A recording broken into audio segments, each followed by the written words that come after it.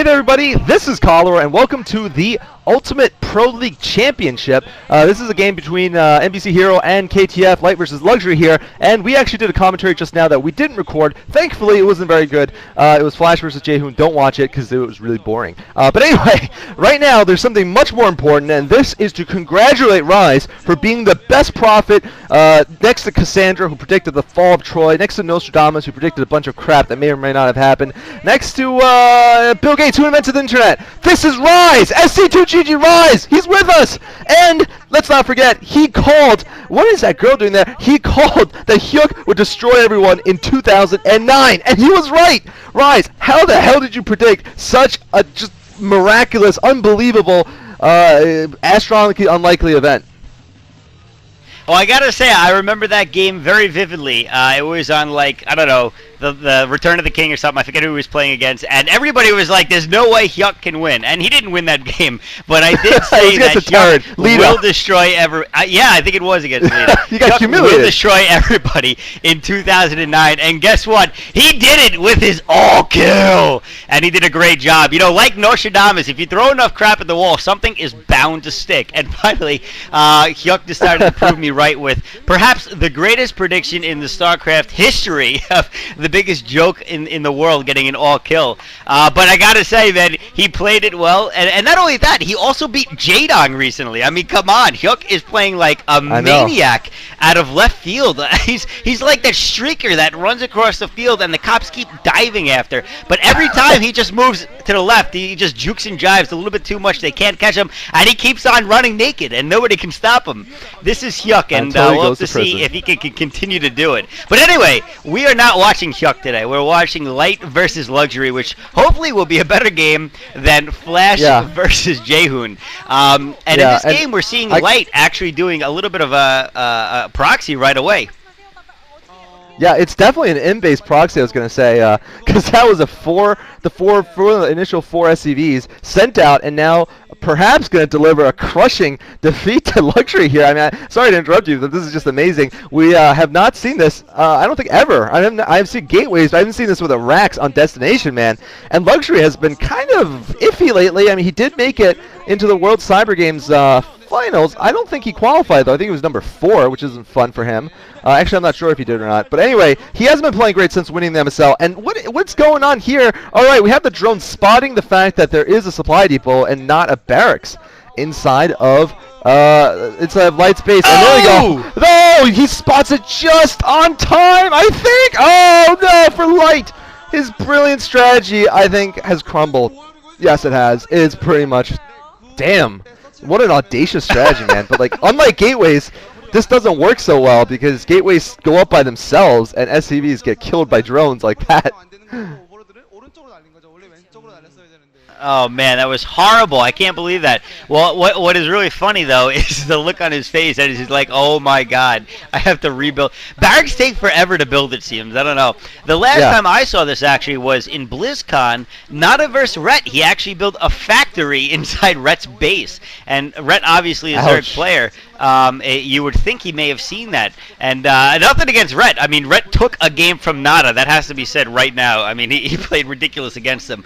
But that's the last time anyway I've seen something like that. And you're right. That is one ballsy strategy for a Terran to be pulling. And that's exactly why Terrans usually don't do that, man. It's just so risky. Because like you said, if you lose your SCV, you are SOL. And clearly, he's in a lot of trouble at this point, as his tech and everything is going to be very behind at this point, as he was waiting on that barracks to complete. He couldn't even make an academy once that barracks completed. He had to wait until he rebuilt the entire thing. But, like you said, Luxury hasn't been playing all that great lately, so we'll have to see if he's actually able to capitalize on this, or if in the end it's going to be a big hyucking for him. Well, yeah, I mean, Luxury, what can I say, man? He went for, I believe this ended up being a slightly different, well, I think it was a 12 hatch, actually, given the status of this. Maybe a 12 pool. I don't know exactly, because we were too excited about that for SCV Ultra Cheese, but it didn't work out, and no matter what Flash Luxury's build is, it is much, much stronger economically than the one of Light. And Light right now is just now going 2 factories. Okay, interesting recovery. And the one thing he has going for him is the fact that on Destination, you could do this complete wall-in that he has right now. So Luxury is going to have to switch to at least tier 2 tech of some sort before he can, finish the game off. I do expect Luxury to just go air at this point, and probably finish it that way, because he knows that there won't be a significant number of Goliaths out there, or any anti-air. I mean, turrets, Goliaths, whatever. It doesn't matter. It's just too slow, basically, and the economy is just so behind. I mean, you can't forget, one of the 4 initial SCVs gone from the line. 1 barracks completely useless. And yeah, looks like we got ourselves actually a third hatchery here from Luxury. So perhaps he's not going to go for Spire, not mass mutas immediately. He's going to go instead for a good number of Hydralisks, and then slowly tech up instead of going for a faster tech. Well, we're gonna have to see though. You know, it's funny. Oh, no, there's a Spire, actually. I was thinking the same thing. Okay. I would have gone straight for Spire if I were him. Of course, I'm not a pro gamer. But so clearly, Luxury is on the same page of us at the very least. And I think this is the way to go. I mean, there's a lot to be invested for air defense. So even if it doesn't work out, he's still going to be controlling the flow of this game. So by all means, I think this is the best strategy that he could be going at this point. And we are seeing the armory go down. But like you said, there won't be that many Goliaths out by the time that Spire is actually done, and he can start popping out those mutas. He may have just thrown down that third hatchery because he felt he was far enough ahead. But look at this. Light is actually going around the backside, and he's going to mine out those minerals. Obviously, he's going to be looking to do some vulture harass with those, and if he can sneak that in, this might actually swing the game right back into his favor. Because, I mean, really, if Luxury doesn't see this coming, he's not going to have anything to defend this for quite a while. And so he may be in a lot of trouble at this point. Well, actually, I mean, he is going to get mutas out pretty soon. You're right, though. There might be some damage pretty quickly. There is speed vulture upgrades, actually.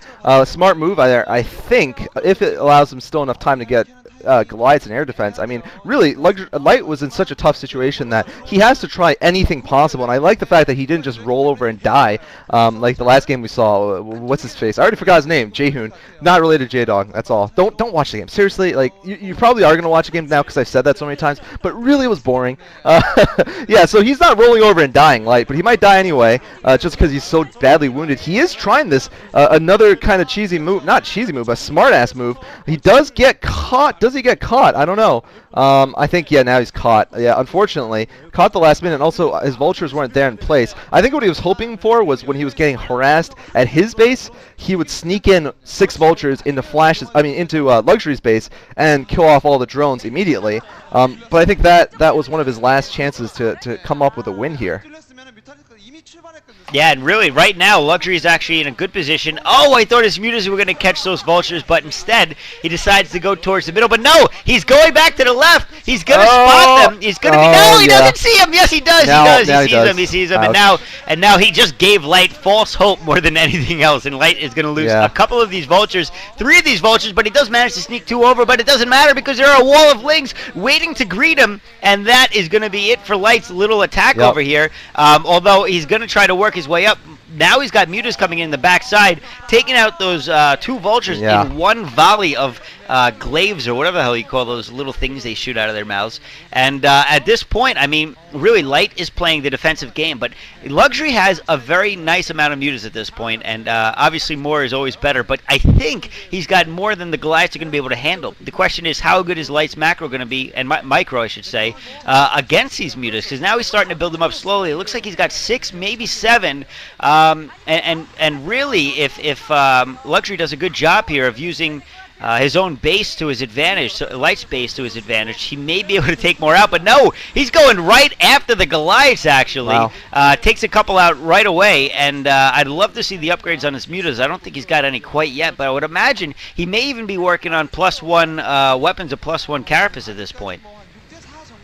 Yeah, certainly. Luxury has so many options. I mean, this is definitely one of those situations. We discussed it in another game that wasn't recorded. 99% chance of victory for Luxury. You would need a miracle for this guy to win for Light. Because, I mean, right now, most Terrans would be at 2 base, given this setup here. 2 base pumping Goliaths instead of 1 base. Alright, he has managed to get 1 Vulture in with 1 hit point left. That's going to go down eventually to Lings or to 1 Muta.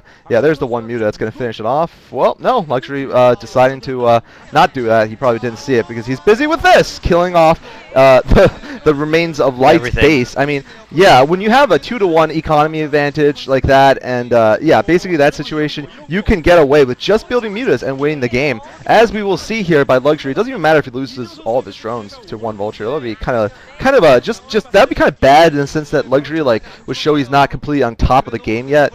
But I assume that the Vulture is dead because they're not showing it again. And there's Light GGing. I think basically after the Proxy Rex failed, I think he was just so far behind that he was doomed basically. But I'm glad he stuck to it, tried something at least with that Vulture sneak. So I give him props for that, and I also give props for Luxury. And let's not forget, he immediately figured out where it was too. He immediately figured out. Yeah. He's like, Overlord, move to the north, and he found it. So good work.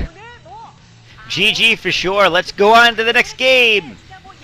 All right, and by the way, this is not that it's really that important. Ultimate PL Championships only have 2 StarCraft games for a best-of-5 series. You have some other game for the other 3, and this is the last one we'll do from this matchup. We're gonna go to ones played on the next day, September 6th, and we'll see them soon. Thanks for watching.